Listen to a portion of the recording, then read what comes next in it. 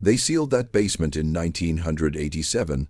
Nobody went down there for 37 years, and when they finally broke through that door, something looked back at them from the dark. Stay with me, because what I'm about to tell you is one of the most disturbing real estate discoveries ever documented in the United States.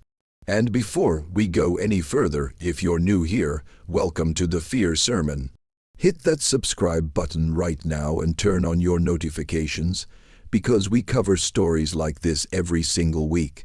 Stories that the news forgets, that families bury, that history pretends never happened. And trust me, you do not want to miss what's coming next. Now let's go back to the beginning. The house sits on the edge of a quiet street in a small town in rural Ohio. The kind of town where everybody knows everybody, where the same families have lived for 4 and 5 generations. Where people still leave their porch lights on at night, not because they're afraid, but because that's just what you do. It's the kind of town that looks like a postcard, and like most postcards, what you see on the surface has almost nothing to do with what's really going on underneath. The house itself was built in 1921, a 2-story colonial with white siding and green shutters, and a wraparound porch that had seen better days. It had 6 rooms upstairs, a wide kitchen, a living room with a brick fireplace, and a basement that nobody, and I mean absolutely nobody, had entered since a cold Thursday morning in November of 1987, when the new owners bought the property in the spring of 2024. They were a young couple, early 30s. Let's call them Marcus and Dana, because their real names have been kept out of the public record for reasons that will become very clear as this story develops. Marcus was a contractor, Dana was a teacher, they had a 4-year-old daughter named Lily, they had a dog named Biscuit.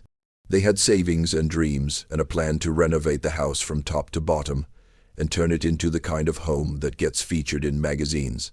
The real estate listing described the basement as unfinished and inaccessible due to structural concerns. The inspector they hired noted that the basement door in the kitchen had been sealed, not just locked, but physically sealed with wooden boards nailed across the frame, and then painted over so many times that the boards had essentially fused to the wall. He recommended they investigate before doing anything else. He noted it in his report.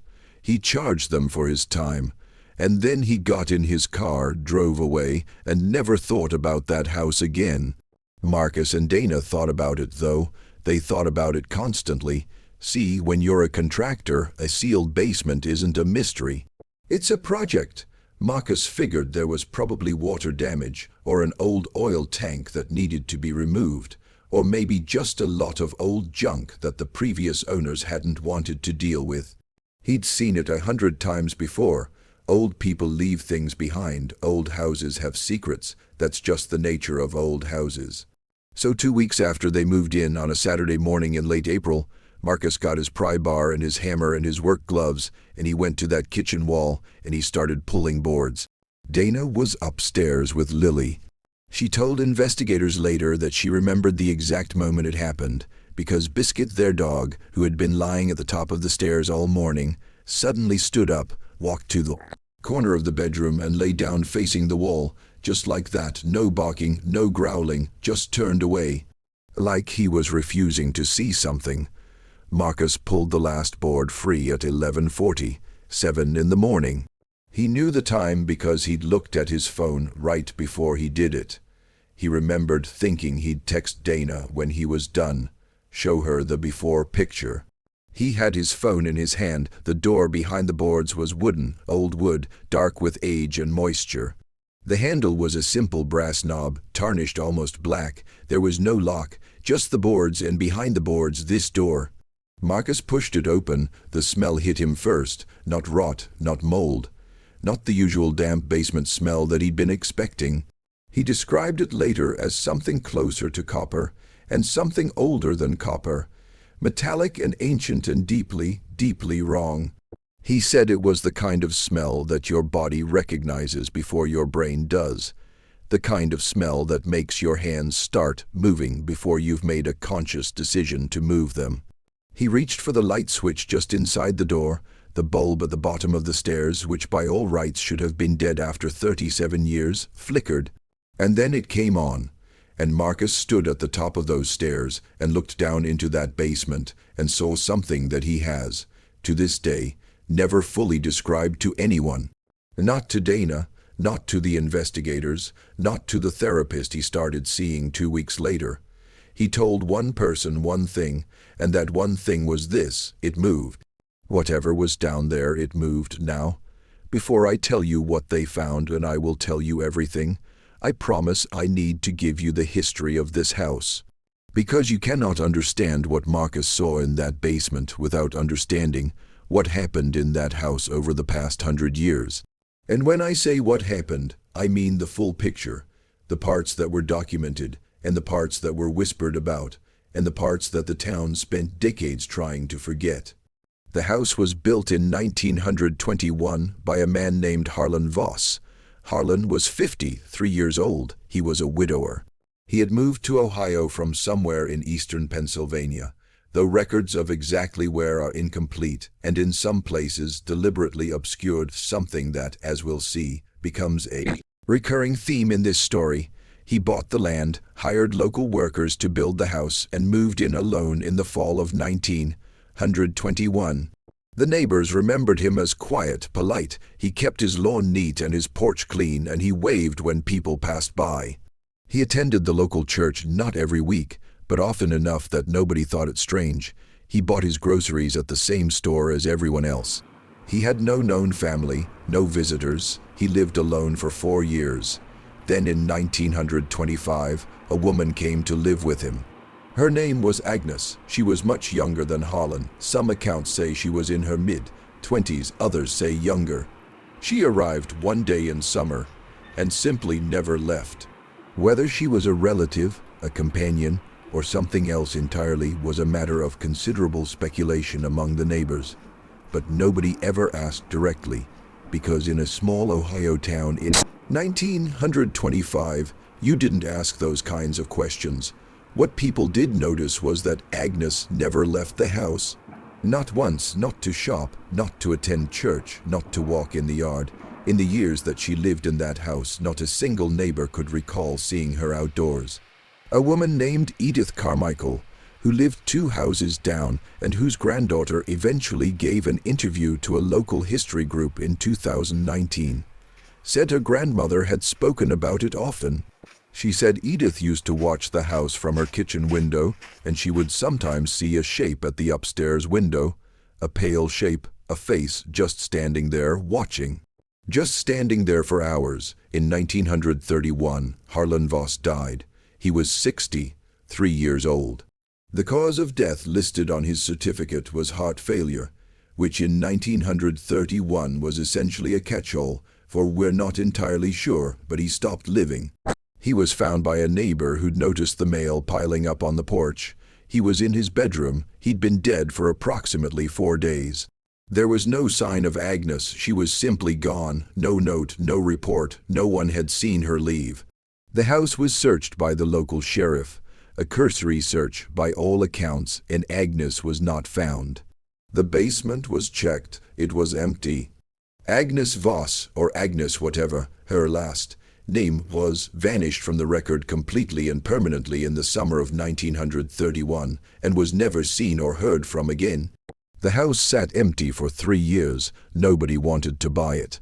This wasn't unusual during the Depression, but locals who remembered that era said that the reluctance to purchase the Voss house had less to do with the economy and more to do with something they couldn't quite articulate.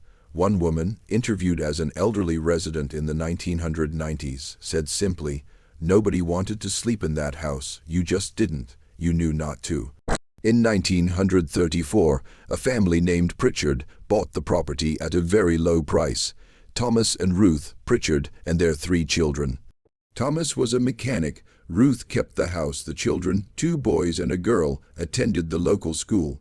By all outward appearances, the Pritchards were a perfectly ordinary family living a perfectly ordinary life in a house that had, at that point, no documented history of anything unusual. And then in 1938, the youngest Pritchard child, a 7-year-old old boy named Douglas fell down the basement stairs. He was not seriously injured, a broken wrist, some bruising. He recovered fully. But what he told his mother when they got home from the hospital, and this comes from a letter that Ruth Pritchard wrote to her sister in Pennsylvania that same week, a letter that still exists in a private family archive. What Douglas told his mother was that he hadn't fallen. He said something had pulled him. He said he'd been standing at the top of the basement stairs with the door open, just looking down, and something had come up the stairs toward him.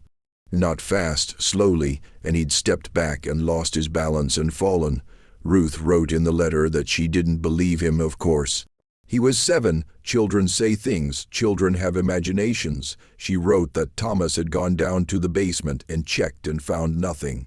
She wrote that they'd put a latch on the basement door to keep the children from going near it. And then, and this is the line that has stayed with everyone who's read that letter, she wrote, "Though I told Thomas there was no need, because I don't think any of the children will go near it." Again, something about that basement has changed since Douglas's accident. The children won't even walk through the kitchen anymore if the door is visible. Even the dog won't go in that part of house. I don't know what to make of it, and I find I prefer not to think about it at all. The Pritchards moved out in 1941. Thomas got work in a factory in Cleveland related to the war effort, and they left. They did not come back. They sold the house to a couple named Bernard and Loretta Fenn. The Fenns lived there for 22 years. By all accounts, their time in the house was unremarkable. Bernard worked at the post office. Loretta was a seamstress. They had no children.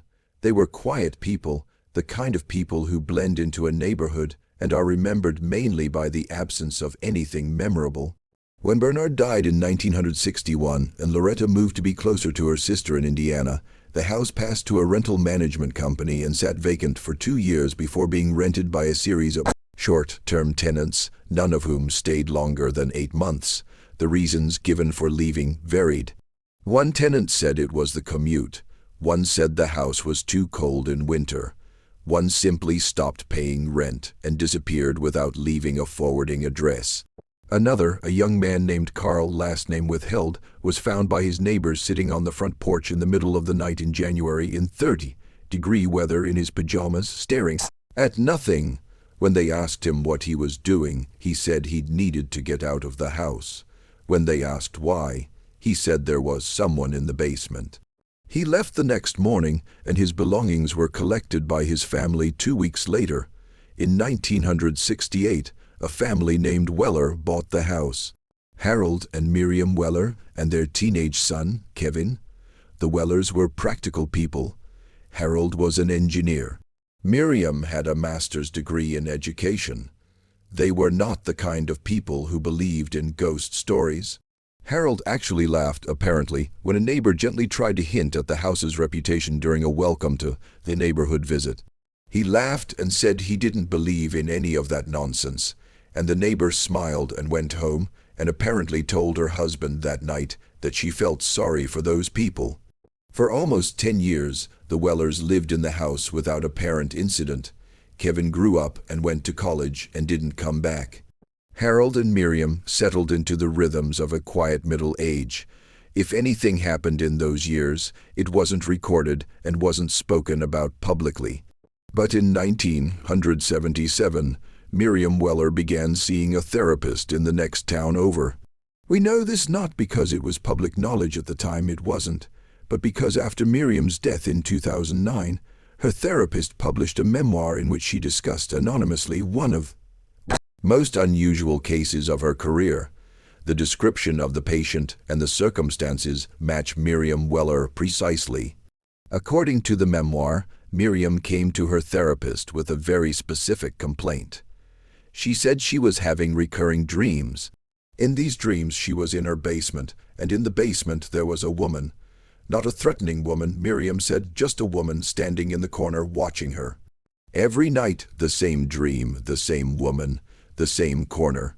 Miriam described the woman as pale, with dark hair, wearing clothing that looked old-fashioned, late 19th or early 20th century.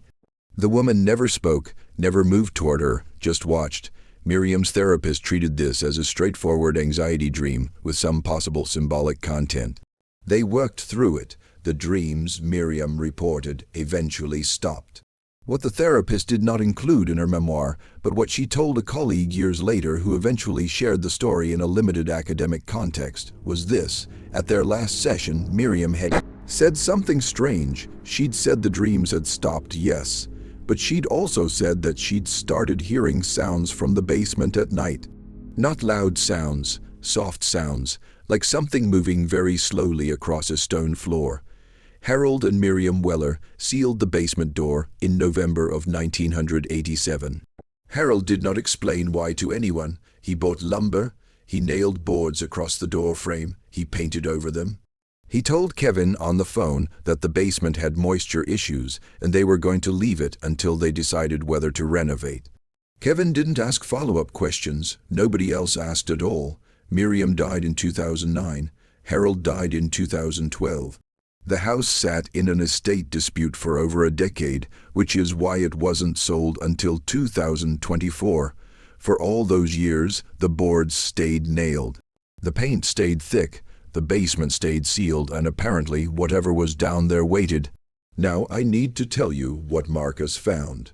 I've been building to this, and I know some of you have been waiting for it, and I want you to understand that what I'm about to describe is based on a combination of the official incident report filed with the county, statements given by Marcus and Dana to investigators, reports from the structural engineer and the forensic consultant who were eventually brought in, and information shared by a former resident of the town who asked to remain anonymous and who has been, as far as I can verify, consistent and credible in everything they've told me. This is not speculation. This is what was found. When Marcus opened that basement door and saw something move, he did not go down the stairs. He stood at the top. He stood there for what he described as maybe 30 seconds, maybe 5 minutes. I have absolutely no idea. Then he closed the door. He walked upstairs. He told Dana they needed to leave the house for the rest of the day. He did not tell her why. He took Lily and Biscuit, and they went to a diner in the next town, and Marcus sat across from his wife and his daughter, and he stared at his coffee and did not speak for a very long time. When Dana finally said, "Marcus, what did you see?"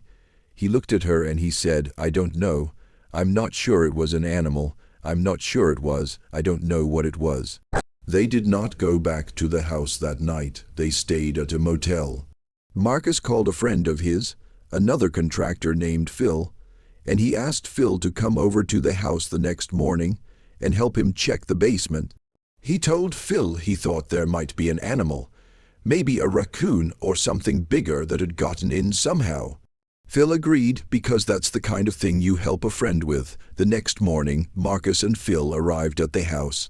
Marcus opened the basement door again. This time he went down. The basement was stone, walled as basements in houses of that age typically are. The floor was packed earth, not concrete, also typical.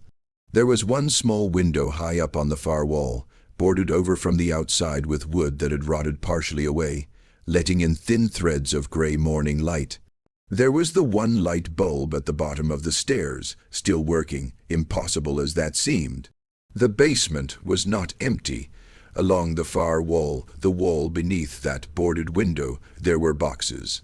Old wooden crates, the kind used for shipping goods in the early 20th century.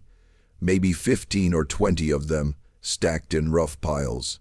Some had fallen, some were intact. There was a table, an old wooden table heavily scarred, with objects on it that Marcus and Phil could not immediately identify. There were dark stains on the table, old stains, dried and cracked. There was a chair. The chair was facing the corner. And here is the thing about the chair.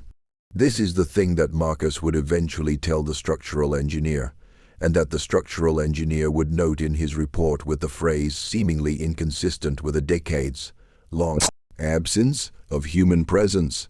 The chair was not dusty. Everything else in that basement, every box, every surface, every inch of that table, was coated in the thick, felted dust of 37 years of undisturbed air.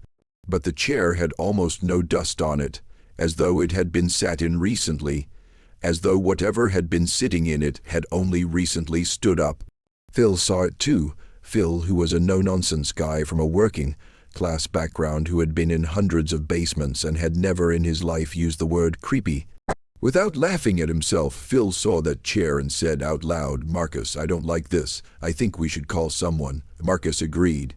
They went back upstairs. Marcus called the county non-emergency line and reported that he'd found what appeared to be evidence of unauthorized access to his property, possibly recent. 2 deputies came out that afternoon. The deputies went into the basement. They were down there for about 20 minutes. When they came back up, their faces were different than they'd been when they went down. Both of them. Something about around the eyes. Both of them were very quiet for a moment, and then the senior one, a woman named Deputy Harker, said, "Mr.," and used Marcus's actual last name. "Mister, we're going to need to get some more people involved. I want you to keep that door closed until we do." Marcus asked her what they'd found. She said, "Things that don't make sense, but nothing that's an immediate danger to your family." He asked her to clarify nothing that's an immediate danger. She said, "I mean there's nobody down there right now." He noticed she did not say nothing. What the deputies found, and what came out over the following days as investigators, and eventually a forensic consultant named Dr. Patricia Elaine Marsh, who specializes in cold case evidence and who was brought in as a consultant not by law enforcement but by the County Historical Preservation Office, which adds a very strange wrinkle to this whole situation. What they found, collectively, can be broken down into several categories, and I'm going to take you through each one. The crates along the far wall contained documents, old documents, letters mostly, handwritten in faded ink on paper that had become brittle and fragile with age. Some were illegible, some were partially legible, and some were, according to Dr. Marsh, perfectly readable. The letters were dated between 1922 and 1930. They were addressed to someone referred to only as A. They were signed consistently with the single letter H. H for Harlan, I for Agnes. The content of the letters was described by Dr. Marsh as consistent with an obsessive attachment. She was careful with her language. This is a professional who writes reports that go into official records, so she chooses her words deliberately. Obsessive attachment covers a lot of territory. What she said privately to a colleague in a conversation that was later shared with me was that the letters read like Harlan Voss had constructed an entire cosmology around this woman. He wrote about her not as a person but as a presence, as something he had found or uncovered or been given.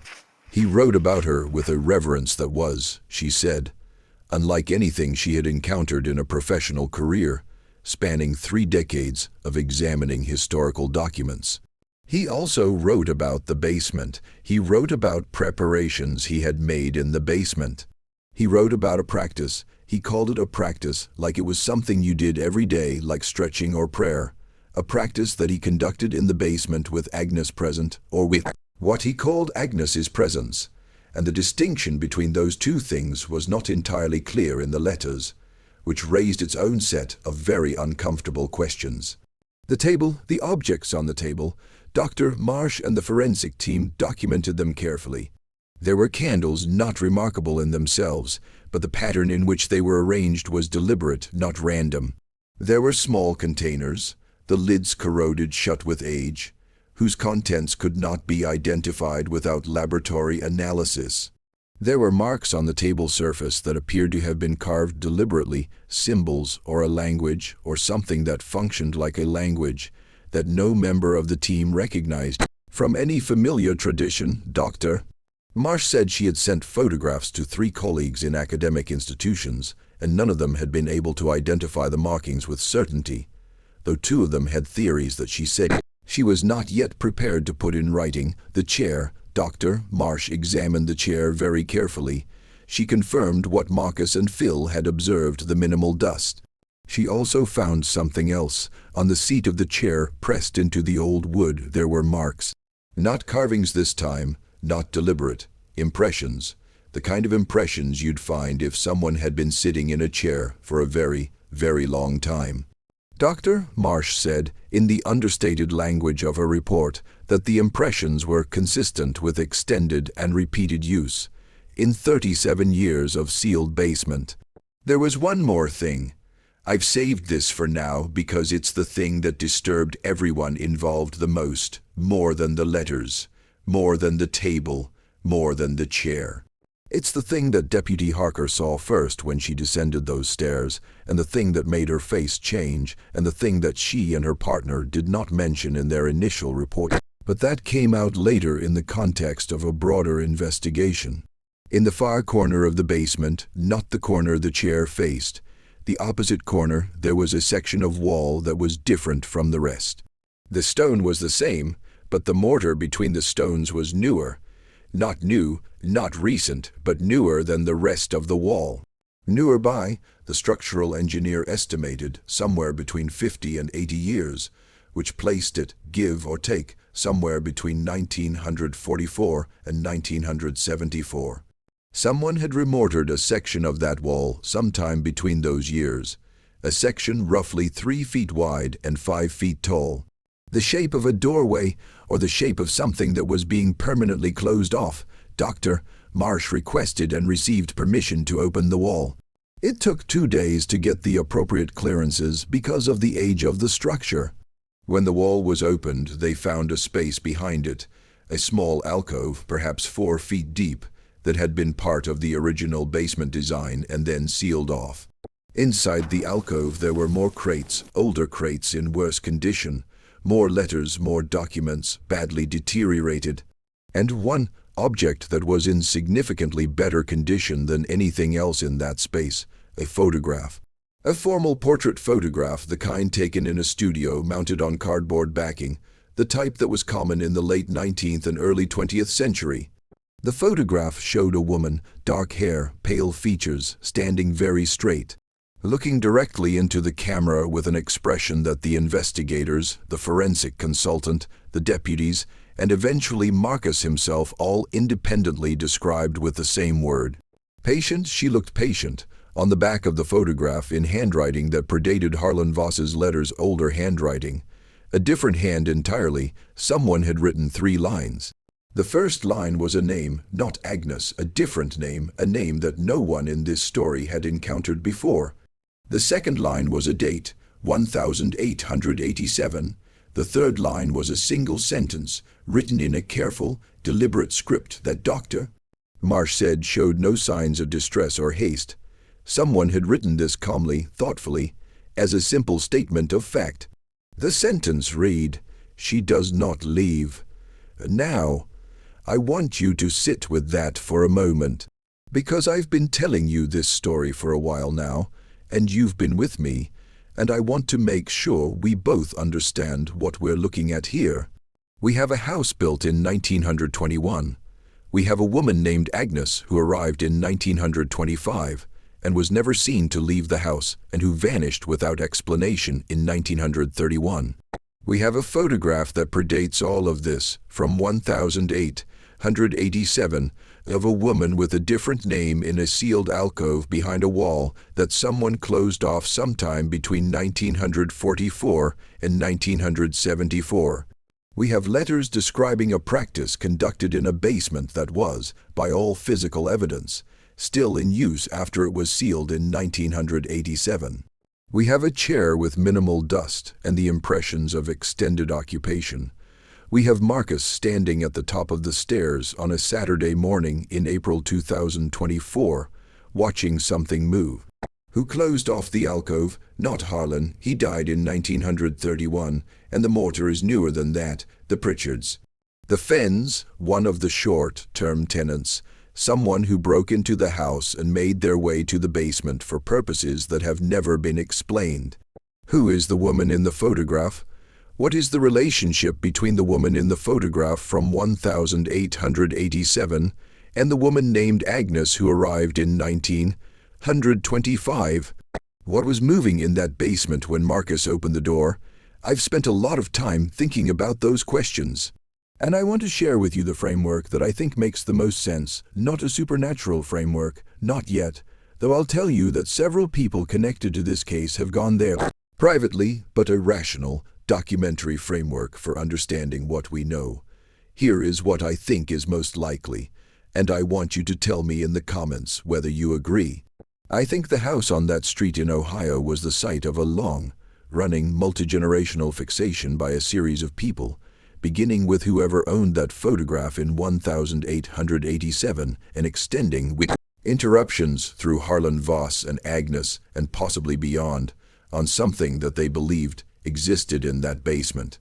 Whether it was a spiritual practice, a psychological obsession, a shared delusion, or something that had a different name entirely, something was being carried forward in that space across decades, and possibly across generations of believers or participants. The woman in the photograph from 1887, I think she was the beginning, or at least the beginning of what we can document. I think she established something in that space, or the people around her established something around her, and that thing persisted. Not because of anything supernatural, but because of the extraordinary power of sustained human belief and the physical traces it leaves behind. The chair with minimal dust. Here is my rational explanation, and I want you to hold it alongside the less rational one and decide which sits better with you. Investigators found in subsequent examination of the basement evidence of extremely small gaps in the exterior mortar of the foundation walls, gaps consistent with significant temperature fluctuations over many decades. They also found evidence of a particular kind of airflow pattern in the basement that was, the structural engineer noted, unusual but not impossible. A pattern that concentrated warmer, moving air in the area near the chair. This airflow, he suggested, could theoretically account for lower dust accumulation in that specific location. Could theoretically, he wrote that. A licensed structural engineer put those words in his report. Could theoretically. Dana had a different framework. Dana, who is a teacher, who approaches things methodically, who does not spook easily, and who had, when Marcus first told her about the moving thing on the stairs, responded with characteristic practicality by saying, probably a raccoon, Marcus. Dana went into that basement once, after all the official examinations were done, and she came back upstairs, and she sat down at the kitchen table, and she said one thing. She said, I don't think we should live here. They listed the house for sale 6 weeks after they bought it. They took a loss. They moved into an apartment across town. Lily started at a new daycare. Biscuit went back to sleeping in the middle of the bedroom rather than facing the wall. The house went back on the market in the summer of 2024. The disclosure form noted, as legally required, that the basement had been subject to investigation. The form did not detail the findings because the findings were not, technically, evidence of any crime. No human remains were found, no illegal substances, nothing that the law has a clean category for. As of the time I'm recording this, the house has had 3 interested buyers. 2 withdrew after the home inspection. 1 made an offer and then, a week later, sent a 1-line email to the real estate agent saying only, "We changed our minds." The agent told a colleague who told someone who told me that on the day of the final showing, the showing for the buyers who made and then withdrew the offer, 1 member of the couple had gone down to the basement alone while the other stayed upstairs with the agent. The one who went downstairs came back up very quickly, and on the way out of the house while the agent was locking up, that person stopped on the porch and turned back and looked at the front of the house for a long moment. The agent asked if everything was okay. The person said, "Did you see anyone go in before us?" The agent said no, they were the only showing today. The person said, "Are you sure? Because there was someone at the window when we pulled up. Upstairs window, left side." The agent looked up at the window. It was empty. The person said there was someone there. They were just standing there, watching. Now, there are people connected to this case, people who have spent more time in that house and with those documents than anyone else, who don't talk about it in the language of rational framework anymore. Dr. Marsh, for instance. I reached out to her for this story and she agreed to a brief phone conversation, which I appreciate, and she was professional and careful throughout. But at the end, after I'd asked all my questions and she'd answered them, there was a pause, And then she said something that I've been thinking about ever since. She said, "The thing that bothers me most professionally is the photograph, not what it shows, not the inscription, the condition of it. Everything else in that alcove was badly deteriorated. Documents were barely legible, the crates were falling apart, but the photograph was almost perfect. Almost no degradation at all. That doesn't have a good explanation. Photographs from that era degrade, they degrade substantially. They're sensitive to moisture and temperature change and time. Everything in that alcove should have degraded at the same rate, and yet." I asked her what she made of that. She said, "I make nothing of it, I note it, and I note that I have stopped going back to look at it." The photograph is now in a preservation box in a county archive facility. It's been catalogued. It's been photographed. The irony of photographing a photograph is not lost on anyone involved. It sits in a controlled environment drawer in a building that houses thousands of pieces of historical documentation. 3 members of the archive staff have requested reassignment since the photograph arrived. None of them have given a specific reason. Standard HR process allows for reassignment requests without detailed explanation. All 3 were granted. One of them, speaking anonymously to the town's local history blog, a small readership site that you would never find unless you were specifically looking for it, which I was said only this: "I'm not a superstitious person.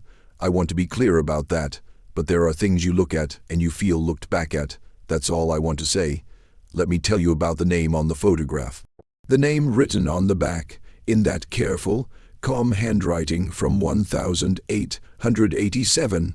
I've held back this detail, and the reason I've held it back is that I wanted you to understand the full context before I gave it to you, because the name alone is not what's important. What's important is what we found when we went looking for it. The name was Eula Greer. That's not a common name. Eula, it was more common in the late 19th century than it is now, but it's distinctive enough that searching for it in historical records produces manageable results. And the researcher I worked with, a genealogist with access to several historical archive databases, found an Eula Greer in Ohio records from the 1880s. One Eula Greer, born 1861.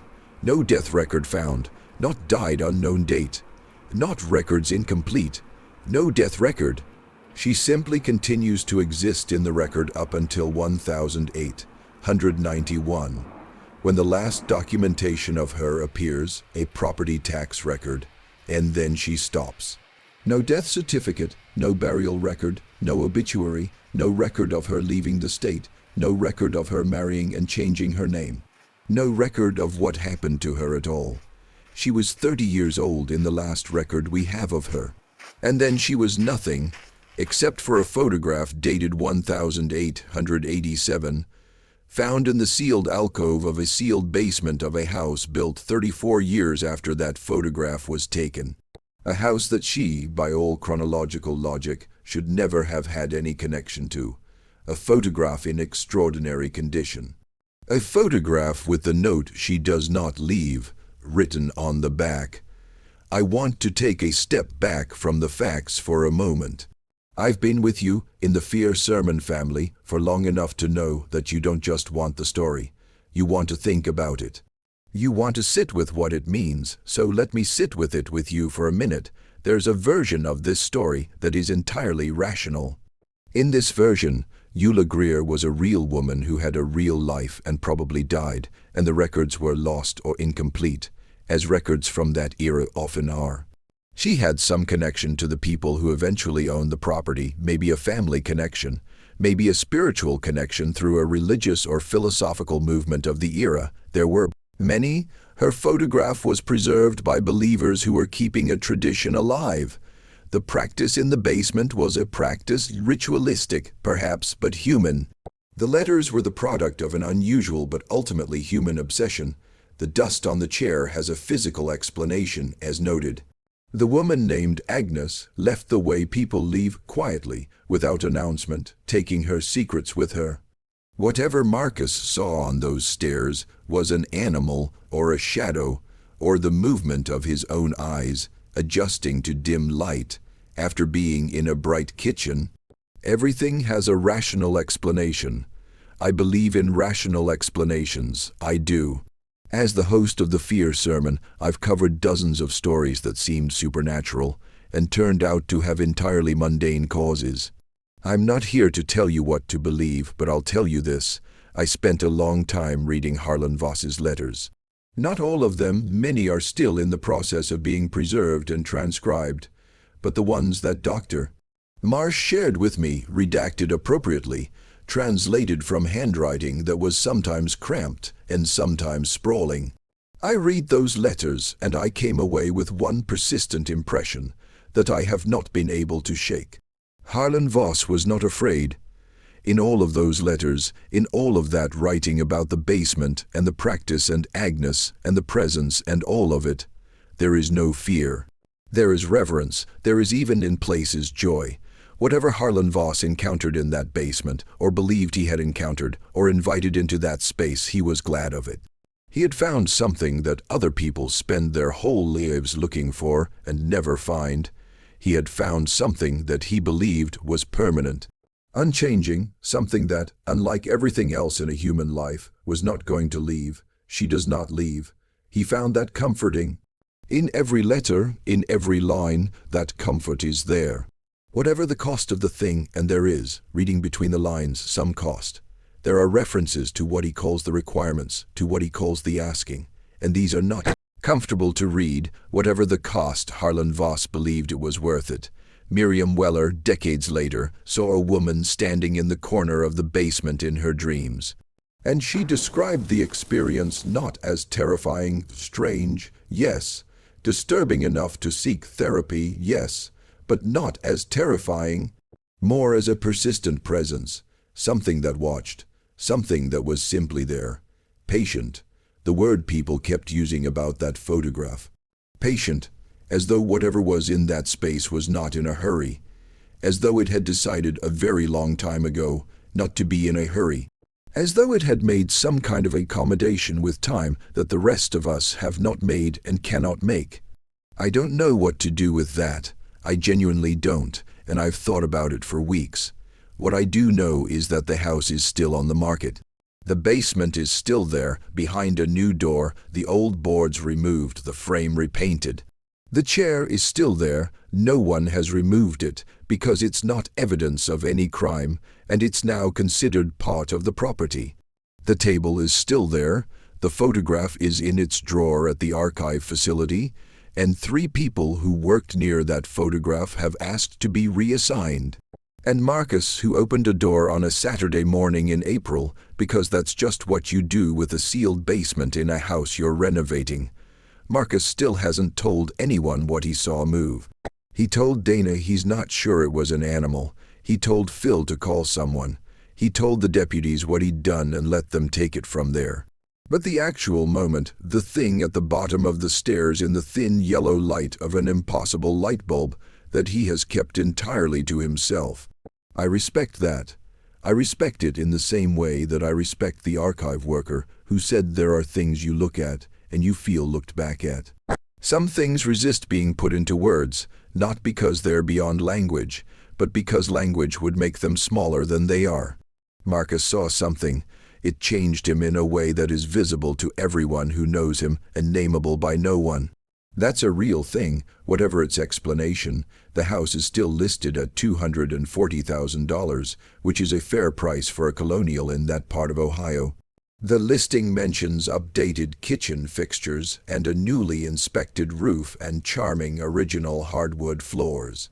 It mentions the basement in the legally required language about the investigation. It has been on the market for 8 months.